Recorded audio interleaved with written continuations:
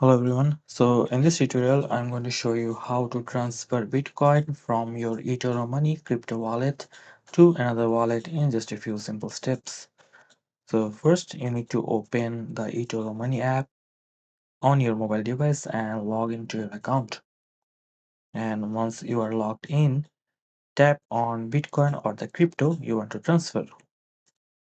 And then next tap the send button in the app and to start the transfer process. Now select the amount of Bitcoin you wish to send.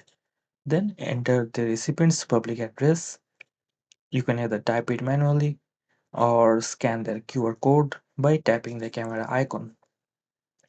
Now make sure the address is correct, and because this is very important, once sent, crypto transactions can't be undone. And once you've confirmed everything, just tap send after verifying, and you will get an SMS code to verify that you are the one that is actually sending the amount. And you you will see a confirmation screen showing that your transfer request has been received. Also, you can tap the relevant cryptocurrency to view all your transactions and check the status of your request. And that's all for this video, and I'll see you in the next one.